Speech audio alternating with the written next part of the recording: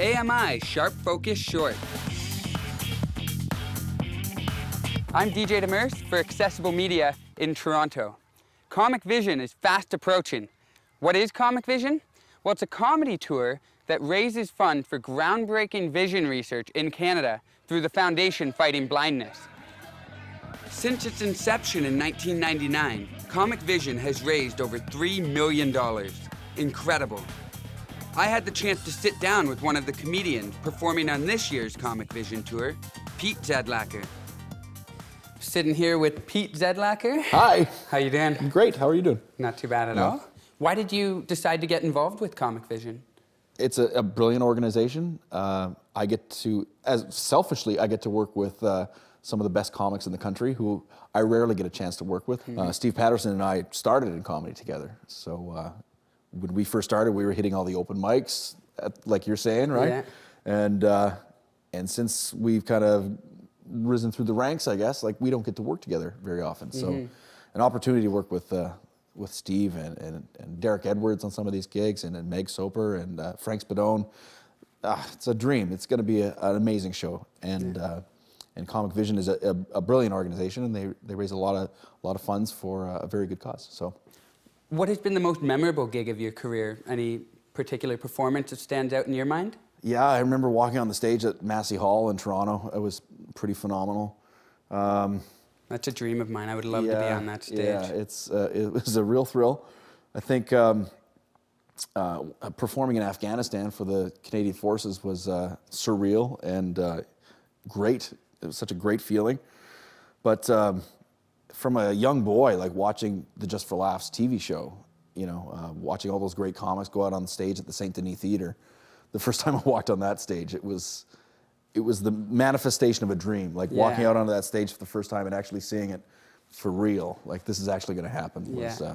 That's something I'll never forget. Do you have a tale of a particularly awful gig where everything just went wrong, or maybe it was a terrible audience? There's been lots of rough gigs. Yeah. That's the nature of the beast. Yeah, but it helps you as a comedian to grow, right? Yeah. Like you're supposed to do those tough gigs so that you can learn from those experiences. And if the only lesson you learn is to never do that room again, well, then that's also a good lesson to learn. Yeah, I've done gigs in northern Alberta where guys are dealing drugs in the front row. You know, driving through snowstorms to get to a terrible gig and be stared at by the locals. I once had a transsexual throw chicken wings at me while I was on stage. That was a highlight of my career. Yeah, there's been lots of rough ones, but they're all learning experiences. For sure. You know, I encourage all young comics to go out in there and do all of them. You know. Yeah.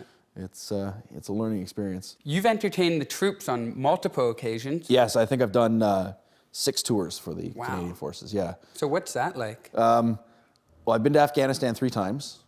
I was the first comedian to perform in Afghanistan and the last comedian to perform in Afghanistan. Really? Yeah. So I got to see all stages of the war, when they were building it up and when they were tearing it down. And I was there when they were on the front lines. I've also done some tours through the Persian Gulf and Southwest Asia, Germany. Comedy's taken me some weird places. I've been to the North Pole, performed where we have a CF Canadian Forces base in Alert, which is literally the top of Canada. Wow. Comedy has taken me to the strangest places, but yeah, I'll never forget some of those experiences. What are the audiences like when you perform for the troops? So receptive. They're so receptive and so appreciative. They are. The moment you walk on stage, they are so into it, and you know the applause breaks and laughter that comes out. These guys come up to me after the show and they're like, "Hey, thanks so much for being here." I'm like, "Thank you for being here. You guys are getting shot at. I'm just telling jokes into a microphone." You know, it's a real honor to be asked to perform for them. So I was reading on your website that you started comedy, and then 2 years later you were already headlining. That's incredible. That's unprecedented, really. How did that happen? It's funny. That doesn't happen very often, does it? No, that's remarkable. From my first open mic amateur night to I think it was a year and a half later, I was working as a professional comedian, and then within 6 months of working professionally, they gave me my first shot at headlining. So, wow. Yeah, I moved up the ranks very quickly. But I mean, it came with a lot of hard work. Like I would go and hit a